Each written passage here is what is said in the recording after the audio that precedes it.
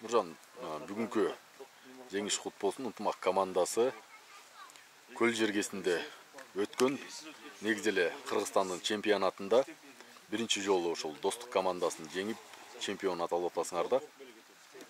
Жеңіштің сезімі қандай болып жатат?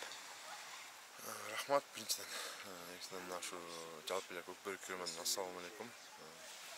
Бүгін бұл ең масштабтуу жана ең Кыргызстанда белгилей кеткен ең чоң турнирдин бири, бул президенттин кубогу болуп аталат. Буга чейин 2 турнир болмок, бирок ушу алда илдетке байланыштуу 2 турнир болбой калып, мына ушул бул дагы болот, болбойт болуп атып. Бир ай болбойт дегенде карабайбыз, даярдандык. Эми бул мынча счет менен жеңебиз деп эч качан ойлогон эмеспиз. Бирок жеңишке аракет кылганбыз. Кудай биз тарапка ооминдеди. Ийгиликтүү кайттык да бул турнирде. Мисалы, оюндун жүрүшүндө мындай эми багы силер көрөгөч улакчысыңар, аргымакты жакшы билесиңер, команданы, жигиттер бири-бириңерди жакшы билесиңер. Достук командасы менен ынтымак командасынын бири-биринен артыкчылыгы, анан кемчилиги эмнеде болду мындай сенин көз карашыңда? Бизде 12 бала, 2 айдын 6 жашта, 4 нападение болчу. Эламан бираз өзүнүн травмасына байланыштуу көп оюнга аралаша албай калды. Бизде 3 жаштык болду. Биринчи таймда эле дагы бир атыс травма болуп калды. Ошо менен 2 нападениябыз неме болуп калды да. Ат жок болуп туруп калышты.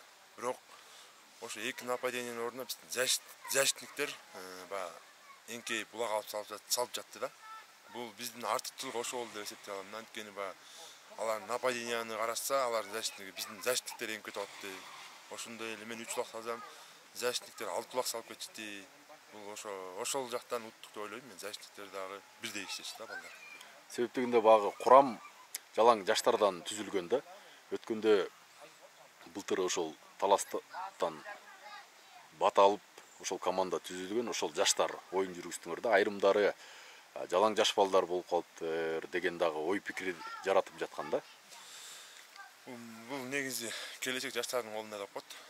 Бул жаш команда, баары жаш балдар, бул по-любому жаш балдар да. Ооба тажрыйба болушу мүмкүн, бирок ошондой эле жаштык деген бул тура өзүн колдоп, коргоп, нападение коргоп берсек, бирок жаштыктарда бизде эң чабуу болуп жатты да. Бизде капитаны 86 жылкы, калганы 92ден өйдө 2001ге чейинки балдар да. Бул биринчи оюн сабак болду, баарына эмне кылганда эмне кылыш керек. Бул жаштар эми Кудай буйруса, бул Нооруста мындан да мыкты оюн көрсөтөт деп мен айта алат элем. Эмнеге дегенде мына биздин 7 балабыз, 8 балабыз жаңы балдар. Булар биринчи оюнда ушундай результат кылышты. Кандай эмне кылганда эмне болот, бүт баарын уже бул оюнда илгешти. Кийинки оюнда жаштар мындан да мыкты деңгээлде даярдыкта келет деп айтып атат. Мындай түзүлгөн геймплан бир жакшы иштеди окшойт да. Жекеме-жекеге багы ынтымак командасынын аргымактарына көбүрөөк ишеним болуп, ошол эле учурда жекеме-жекеден улакталып сага өткөрүп берип атты да. Сен багы Каракуш менен негизи биз өздүн тактикабыз болчу. Анткени Каракуш канча көп жылдардан бери ынтымак командасында чабылып келатат. Канча деген турнирлерди өткөрүп келатат. Бул аттын аттардан өзгөчөлүгү бул токтойт тарткан жериңден. Оюн ат кандай келат, аркаңда ат канча ат келатканына чейин кайрылаткан бүт жаттап билген ат. Ошол себептен көбүнчө мага өткөрүп жатышты. Мен бул турнирде 3 улак алдым.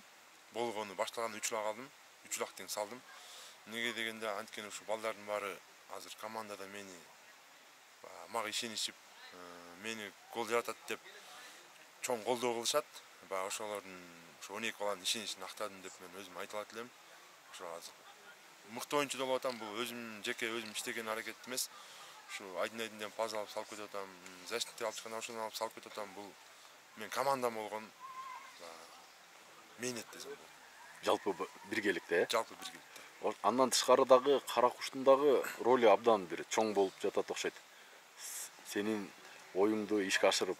Ооба, бул ат негизи оюнда 60% ат чечет. Атың жүзбөй турса алар деле жыгып талкалап ит кылмакта. Бул ат айтып атам, ошо командада чабуулчу аттардын эң алдыңкы аты деп айта алат элем.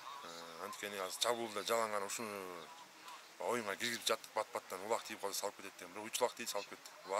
Бул аттын баягы кыймыл аракетинен жана ошондой эле казанга адамды жеткирип бергендиктен да. Мыкты мен ойлогондой чуркап бере алды Каракуш.